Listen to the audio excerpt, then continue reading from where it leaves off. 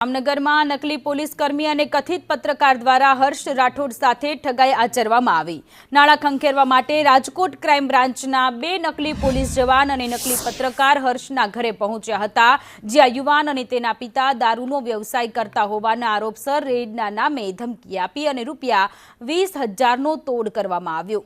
આ સમગ્ર બાબત ધ્યાનમાં આવતા ભોગ બનનારે શહેરના સિટી બી ડિવિઝનમાં ફરિયાદ નોંધાવી અને પોલીસ ફરિયાદને આધારે આ ત્રણેય આરોપીઓની ધરપકડ કરવામાં આવી। પોલીસ તપાસ દરમિયાન આ ઠગ આરોપીઓની કાર કબજે કરી ત્રણેય આરોપીઓને રિમાન્ડ પર લેવા માટે તજવીજ શરૂ કરાઈ છે।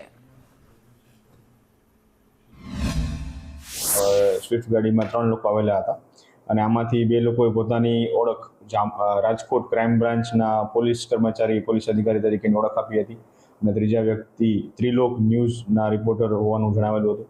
આ ત્રણેય વ્યક્તિઓ દ્વારા આ જે ફરિયાદી છે ફરિયાદીને એની પાસેથી આશરે ₹50,000 અને એમાં કોઈ પ્રોહિબિશનના એટલે કે દારૂના ખોટા કેસમાં ફસાવી દેવા બાબતના જણાવવામાં આવેલું હતું અને જો આમ કરવામાં નહીં આવે તો એના વિરુદ્ધ આ પ્રકારનો કેસ કરવામાં આવશે અને એની પાસેથી ₹50,000ની માંગણી કરવામાં આવી। જ્યારે જે આ કામના ફરિયાદી છે એની સાથે રકઝક કરી અને અંતે ₹20,000 એની પાસેથી લેવામાં આવેલા હતા।